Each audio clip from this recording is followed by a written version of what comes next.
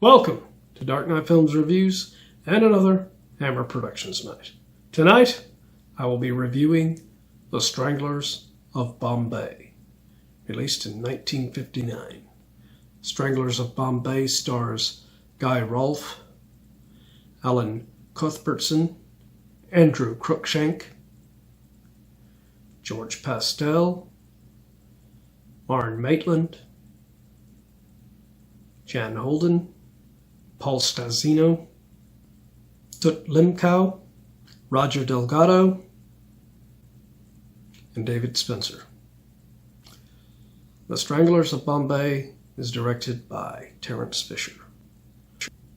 Now this one was based on a script by David Z. Goodman and is quite historically accurate to the actual religious cult of Kali, known as the Tongs. In this film, the Tongs have taken quite a few young boys and basically brainwashed them into believing in the ways of their cult, worshipping the goddess Kali. They even have a female in there. But unfortunately, they don't do much with that character. She's just there in a few scenes. But George Pastell plays the leader of he's the high priest of Kali. And well done. He's always been a great actor, but he does a great job in this, playing this twisted, cult leader who, in his own mind, he believes that he is doing his goddess's work. Guy Rolfe plays the Captain Harry Lewis. And I had seen Guy Rolfe in several films, but I had never seen him playing a character where he was clean shaven. I always saw him with a mustache and goatee, and it was quite different seeing him clean shaven for this part. He's almost not very recognizable without his facial hair. But Guy Rolfe's a great actor, and he plays his character very well in this film.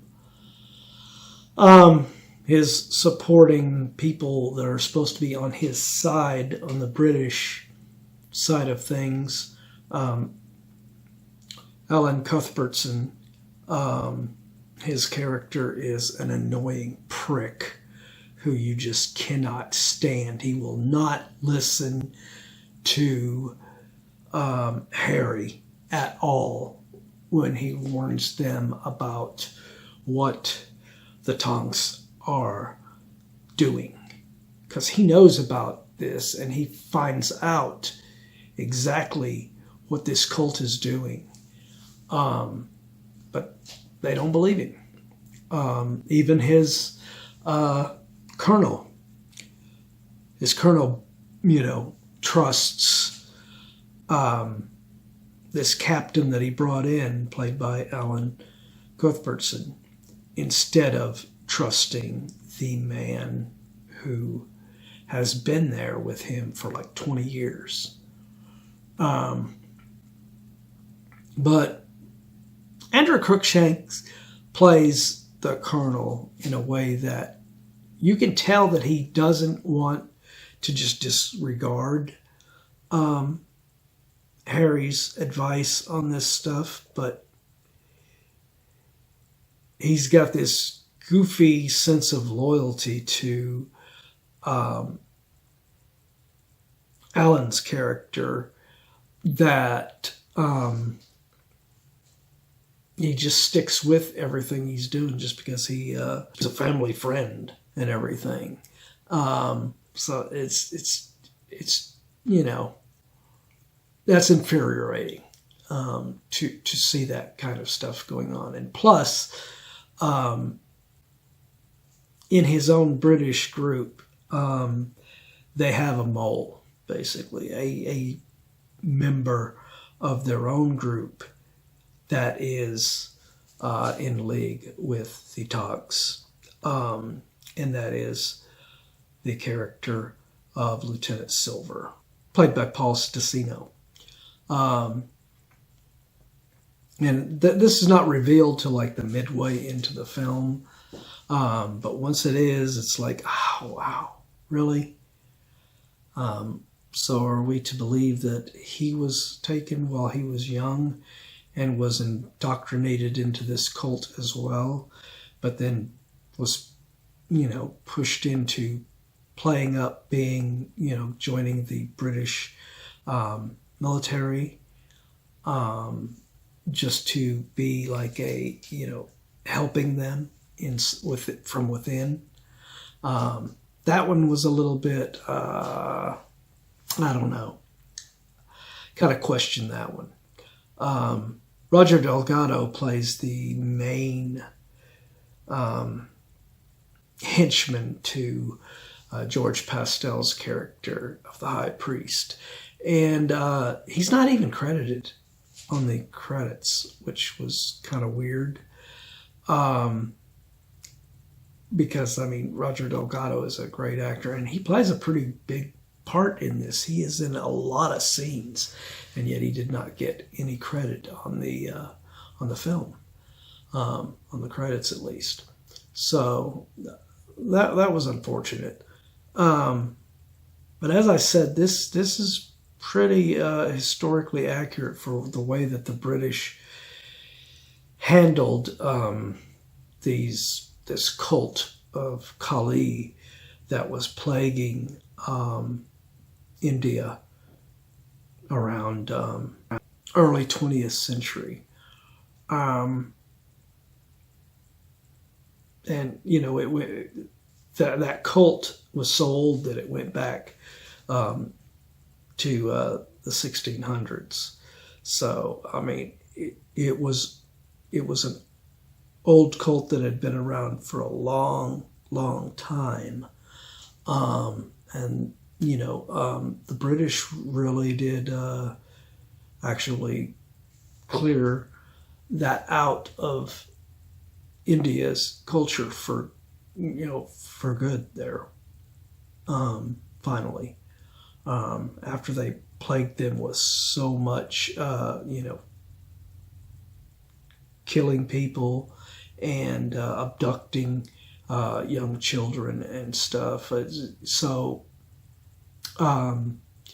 this film does it pretty accurate. It's not based, it's not like Guy Rolfe's character is an actual historical figure or anything, but the basic plot line follows what really did happen pretty good in this. And Terrence Fischer is always a great director. I don't think the script by David Z. Goodman is as good as some of the scripts that Terence has directed before, such as some of Jimmy Sangster's scripts, but it's okay, I wouldn't say that The Stranglers of Bombay is the best film that Terrence Fischer has directed, but it's not a bad film either. So I will give The Stranglers of Bombay from 1959. I will give this film a 7.9 out of 10. It's got some good performances in here, but it's got some good performances in here with Guy Rolfe and George Pastell, of course. But certain plot elements that were written in there, like I said, they just don't gel very well if you think about it. But what do you guys think of the Stranglers of Bombay? Do you agree with my review? Do you disagree? Let me know in those comments down below. And if you've enjoyed this review, do not forget to like, share, and subscribe. And don't forget to click that bell icon so you can be notified about future videos just like this one. And while you're by the subscribe button, click that join button and become a Dark Knight fan. Well, that's it for another Hammer Productions night. If you missed last week's Hammer Productions night, check out the link up here to get caught up on that one. Or if you missed any of the other Hammer Productions night, be sure and check out the playlist right here to get caught up on any of them that you have missed.